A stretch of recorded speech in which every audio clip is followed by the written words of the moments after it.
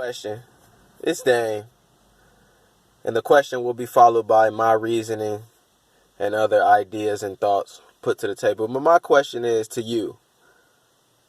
Do you have free will? Are you an autonomous being?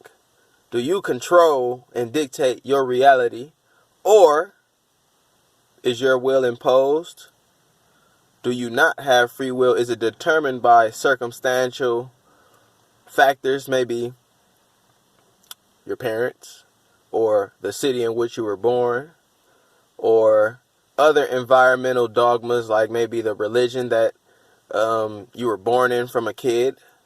You grew up with one religion, so you've developed that faith. I'm pretty much getting at the question of free will, your autonomous nature, versus your environmental nurture, so to say. Which one do you lean towards? Because this question can essentially get you rooted to better understanding yourself and understanding the cultural relativity presented in a lot of us individuals. Because like I'm from California, so when I acknowledge some of the diction that I use, some of the clothes that I wear, a lot of my mythology or my beliefs are a basis of my environment. So if I was only given a specific lens to view life, it's hard to say fully that my actions and my choices and my ideas solely became due to my autonomous nature, my free spirit of being who Damien is innately before Damien picked up any type of label. Now, see, I'm one who favors the thought of free will and like the existentialist ideal that we have choices and we create essentially our own reality through our thoughts. I'm along that nature, but then you really have to buckle down and ask yourself when it comes to the things you believe, the ideas you accept, like even the facts that you accept as fact. The things you accept as fact are due to your cultural subjectivity and not your own free will to reason. As some people will say, like it's a fact because it's logical, it makes sense, it's reasonable. But what does it take to be reasonable? What does it take for your head to be reasonable? 1 + 1 = 2. That's reasonable to you, right? But what did it take for that to be reasonable to you? It took the cultural norm that appealed to a mathematic structure to tell you 1 + 1 = 2 a billion times, and you never heard anything contrasting that. So logically now, it's reasonable that 1 + 1 = 2. If you were taught 1 + 2 = 2 your whole life, that would be reasonable. But today, because you weren't, the structure you were in didn't teach that, that's irrational. It's not reasonable to the mind. So you have to separate actuality from your mythology or what you claim to be factual or what you claim to be a certainty. It's based on predominantly, to me, your structural boundaries.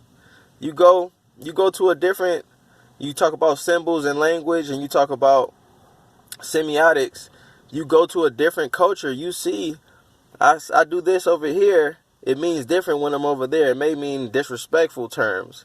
Over here it's probably peace. Hey, but it's structures and it's symbols that really help us understand the nature around us that doesn't actualize nothing.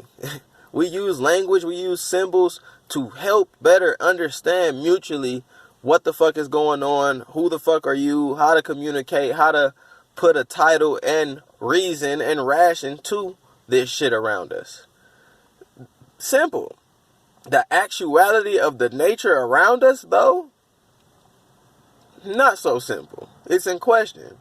And this will be like the two ideals of the metaphysic, the person who studies metaphysics and the person who is a logical positivist or a hard scientist or someone who doesn't believe metaphysics is something to be studied. And they will essentially say tangibly, if you can't prove it rationally, it's a fallacy. It's not real. It's mythology. But what makes the facts and what makes the mythology are appeals to our own reason, created by our own human subjectivity within our environment. You go to a different environment, they have different reason. They claim your shit unreasonable. It just says it is what it is. It is what it is with that cultural relativism.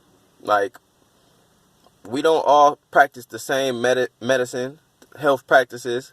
We don't all have the same laws universally. It's some things, though, and this would cater more towards even my working theory, which is a lot of things are determined. So I think the will is bound and has boundaries, but I think something within us is autonomous and wants to be autonomous and is combating against the structure that has been shaped even before our existence. So I'm more so, I guess it would be a soft determinist theory, as far as I believe in the autonomous nature in the human subject. And I think we can dictate the reality around us to a degree, but as far as my existence sees it, we can't dictate all the shit. We can't make every decision. We don't have the free will to do anything we want within our environment. That's just through my empirical day-to-day trials type shit. But yeah, this is just 6 minutes, not too long, 7 minutes, just another question for you to even question your own reasoning. Where did you get that reasoning from? Is it sound because it's tradition, or is it sound because you broke it down to every component and developed that reason, I guess, to your own autonomous consciousness? At least when you break it down and it seems like something deducted from multiple deductions, then I guess it gets closer to your autonomous choice, so to say. But yeah, 707, that's my question for y'all. Are you an autonomous free spirit, or is your spirit determined by whatever? It could be a deity who determines it. You say things like things happens for a reason. Is that reason determined? Or do you have the will to control the things around you so it's not determined? It's your boy Dane, man. Peace.